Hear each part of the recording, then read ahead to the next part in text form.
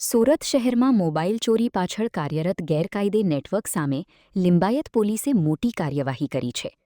શહેરમાં સતત વધી રહેલી મોબાઈલ ચોરીની ફરિયાદો વચ્ચે પોલીસે એક એવા રેકેટનો પર્દાફાશ કર્યો છે, જ્યાં ચોરાયેલા મોબાઈલના પાર્ટ્સ અલગ કરીને તેને ફરી બજારમાં ઉતારવાનો ધંધો ચાલતો હોવાની આશંકા વ્યક્ત થઈ રહી છે. આ કાર્યવાહી દરમિયાન પોલીસે એક આરોપીની ધરપકડ કરી ₹8.37 લાખથી વધુનો મુદ્દામાલ જપ્ત કર્યો છે.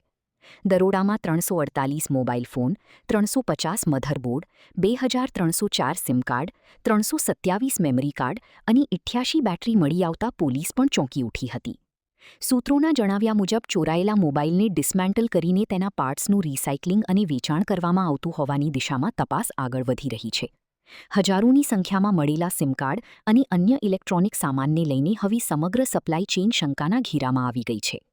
લિંબાયત પોલીસે હવે આ ગેરકાયદે ધંધા સાથે જોડાયેલા અન્ય આરોપીઓ, ખરીદદારો, સપ્લાયરો અને સંભવિત માસ્ટરમાઇન્ડ સુધી પહોંચવા તપાસનો વ્યાપ વધાર્યો છે. આગામી દિવસોમાં વધુ ધરપકડો અને મોટા ખુલાસાઓ થવાની શક્યતા વ્યક્ત કરવામાં આવી રહી છે. ઓફેન્સીસ અને પ્રોપર્ટી ઓફેન્સીસને રોકવા માટે થઈ અને ઝોન 2 વિસ્તારમાં જેટલા પણ અમારા નાકા પોઈન્ટ વાહન ચેકિંગ પોઈન્ટ ચાલુ છે, એમાંથી લિંબાયત પોલીસ સ્ટેશન વિસ્તારમાં એક અમારું વાહન ચેકિંગ પોઈન્ટ છેલ્લા 3 મહિનાથી કાર્યરત છે, જે નીલગિરી સર્કલ પાસે કાર્યરત છે.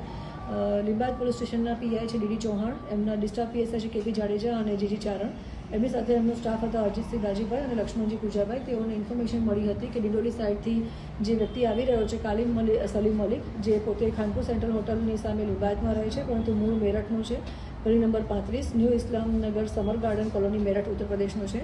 એ પોતે મોબાઈલ અને ચોરીના મોબાઈલ, ભંગારનો માલ, સિમ કાર્ડ બધું લઈને આવી રહ્યો છે.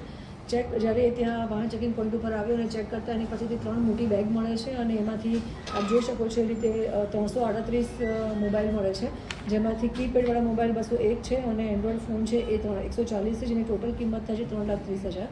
આ સિવાય 7 મોબાઈલ ચાલુ હાલતમાં એન્ડ્રોઈડ મળે છે, જેનું આશરે કિંમત 77,000 રૂપિયા જેવું થાય છે. એમાંથી 2 મોબાઈલ છે એ સીઆર પોર્ટલ પર અમને ફરિયાદ મળી છે કે જે કડોદરાની છે, અને બીજી એક ફરિયાદ છે એ ઓડિશાની કોરાપુર ટાઉન પોલીસ સ્ટેશનની છે.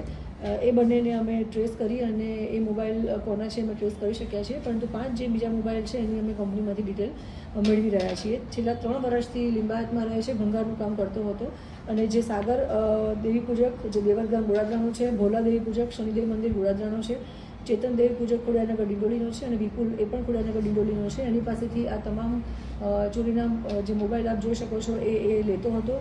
લીધા પછી એમાંથી સ્પેર પાર્ટ્સ અલગ કરવા, મેમરી કાર્ડ અલગ કરવું, મધરબોર્ડ અલગ કરવું, બેટરી અલગ કરવી, સિમ કાર્ડ અલગ કરવા, કેમેરા અલગ કરવા, અને તમામને અલગ અલગ કરી અને પર પીસ, જેમ કે મેમરી કાર્ડ 10 રૂપિયામાં વેચે છે પર પીસ, જે સિમ કાર્ડ છે એ 4,000 રૂપિયા કિલો વેચે છે, અને જે મોબાઈલ છે અને મધરબોર્ડ છે અને જે બેટરી છે એ 500થી લઈ અને 1,500 રૂપિયા પર પીસ તરીકે એ વેચે છે. જે વેચવાનું કામ વેચવા માટે એ દિલ્હી જાય છે, જ્યાં ઓલ્ડ સલીમપુર ખાતેની જે કબાડી માર્કેટ છે ત્યાં મોમીન, ઇમરાન અને ફિરોઝ દિલ્હીમાં છે, એમને એ આ વેચે છે. અગાઉનું અમે એમની હિસ્ટ્રી પર ચેક કરતાં આ જે મૂળ આરોપી છે કામિલ સલીમ મલિક, એના વિરુદ્ધ ભૂતકાળમાં કોઈ ગુના અત્યારે અમારી પાસે રેકર્ડ્સ પર નથી મળ્યા, છતાં પણ અમે એની માહિતી લઈ રહ્યા છીએ કે અગાઉ બીજા કોઈ ગુનામાં એ સંડોવાયેલો હોય તો એની માહિતી અમે અત્યારે